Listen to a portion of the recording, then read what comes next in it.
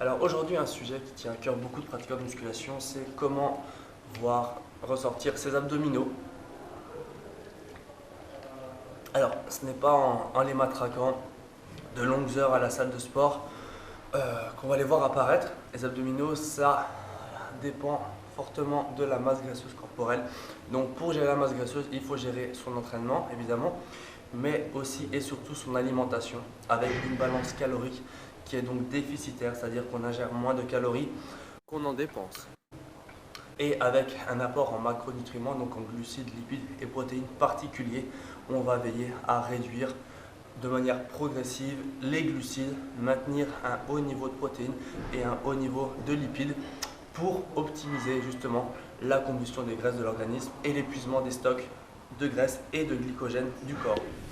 Autre point important pour la perte de poids et la sèche, on ne sèche pas que du ventre ou que des cuisses de manière localisée. La perte de poids est globale, la perte de graisse donc aussi. Donc si on veut sécher des abdominaux, il faut perdre du poids de façon générale. Donc oubliez la belle utopie qui est de je veux voir mes abdos et je ne peux pas perdre 1 gramme. C'est impossible. Donc il faut bien avoir conscience que pour voir ses abdos, il faut perdre de la graisse. Et la graisse, on la perd de tout le corps en couches progressives. C'est-à-dire que par exemple sur les bras, on a des zones qui sont moins grasses, les pectoraux. Mais par contre, au niveau des abdominaux, soit sur la partie antérieure, soit sur les côtés, au niveau du dos, en fonction des personnes, des fessiers, des adducteurs, on stocke en majorité la graisse.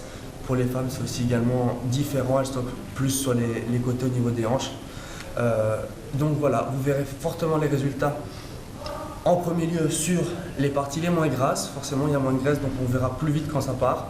Et ça viendra lentement au niveau de l'abdomen. Donc ne perdez pas confiance quand vous entamez une sèche. Soyez patient, la graisse part de manière uniforme sur le corps et c'est là où il y en a le plus qu'on voit donc le moins rapidement les résultats. Mais faut pas douter, il faut continuer son régime jusqu'au bout à chaque fois parce que c'est au bout, on va considérer au bout de 15 jours, 3 semaines qu'on commence vraiment à voir que au niveau des abdominaux ça commence à se tracer avec le côté qui se découpe et puis des oublis qui commencent à apparaître légèrement. Voici donc 5 petits conseils pour entamer une sèche. Donc des conseils relativement basiques mais efficaces. Donc on commence en premier lieu par réduire sa consommation de glucides, donc de pain, de céréales, de légumineux, avoine, semoule, de fruits également.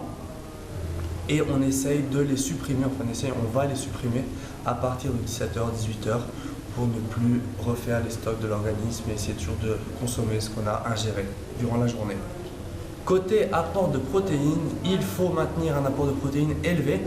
Ne pas consommer que des protéines, ça sera pour une partie plus avancée de la sèche, mais maintenir un apport de 2,2 à 2,5 g de protéines par kilo de poids de corps pour maintenir sa masse musculaire. Autre point important pour la sèche, il faut s'hydrater tout au long de la journée, buvez pour aider votre corps à éliminer tous les déchets accumulés par l'alimentation, par l'entraînement, par son fonctionnement interne.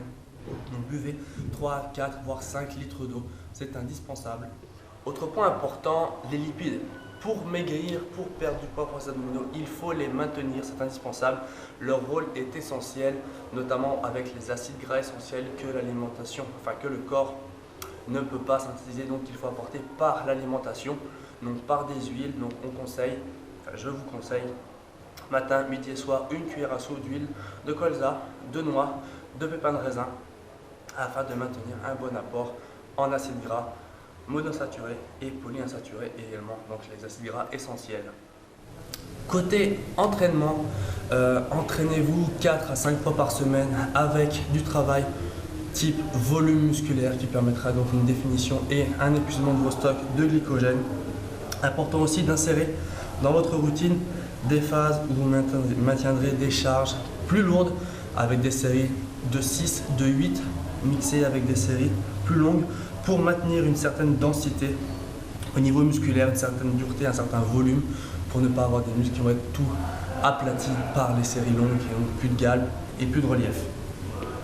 Pour le travail de volume évoqué, on peut travailler avec tout ce qui est série de 8 à 15 répétitions avec des repos courts, donc on est sur du 1 minute à 2 minutes. On peut faire également en superset, les fameux supersets, les biceps.